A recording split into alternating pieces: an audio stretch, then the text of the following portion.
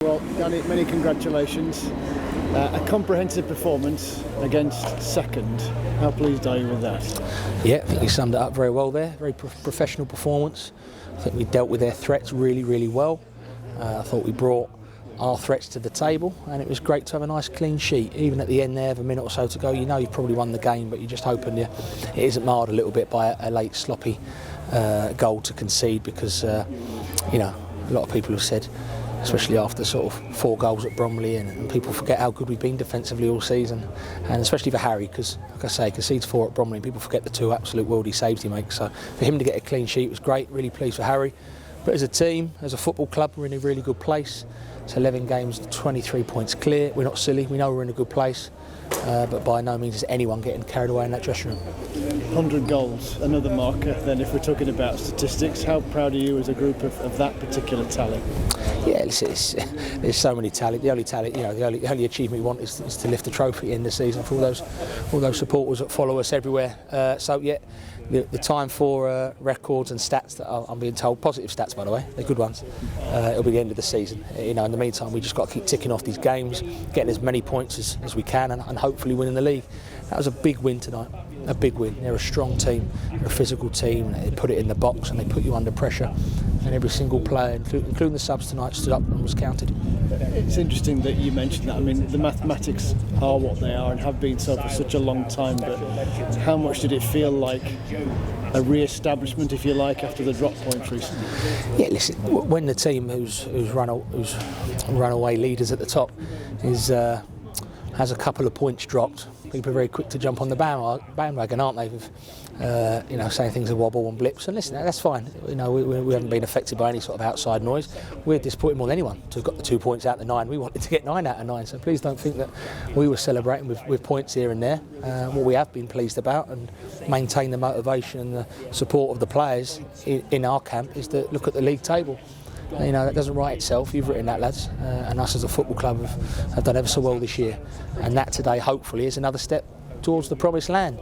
But with 11 big games to go, we will not be taking our foot off the gas, starting at Dorking, who are fighting for their lives, and that'll be a very tough game. How much? Clearly the first job is to get promoted, then it's to win the league, but how much is it within the squad to get the reward of maybe surpassing points tallies from last season that Wrexham and Notts County got? I've got to say, it really isn't in our thinking. The biggest thing for me all along was after that gut-wrenching day at Wembley last year, everyone's bounced back. And not like we haven't suddenly found form in November, we found it from August, you know. There's been a few scary 4-3s in the last minute along the way, and a disappointed 4-3 last minute at our rivals Bromley the other week, but everyone's remained so calm and level-headed, and that comes from the gaffer and his experience, keeping everyone grounded. Not that they need it, but obviously he steers the ship in the right direction, and we're all very pleased to be in this position, because everyone works hard. But no one's really going to enjoy any type of stat or record until the end of the season. Dorking then, the next challenge right now, another day to lay down a few markers. Yeah, listen, I've got to know Mark White quite well this year, and he's a really good bloke, and I really hope they do stay up. And I think there's more to him than the larger-than-life character everyone sees. He's a good football man who knows his stuff, and I wish they weren't in that position, but we have to be there and be ruthless, and believe me, he'll be ruthless of us, because he's worked very hard to get that team in this league, and he's not going to just welcome Chesterfield into town and roll over. This is another one of those days, though, because this was a 6-pointer between the top 2, but it's the expectation you have to deal with on Saturday. Yeah. Listen, it's a lot of expectation. I mean, everyone was a bit surprised from the outside.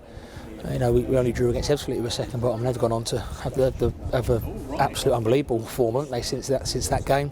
Obviously, Bromley was a sickener in the last minute, and then Rochdale turning up cruising, and you give away 2 poor goals. So, you know, we're the first ones to criticise and try and work on the training ground to put things right.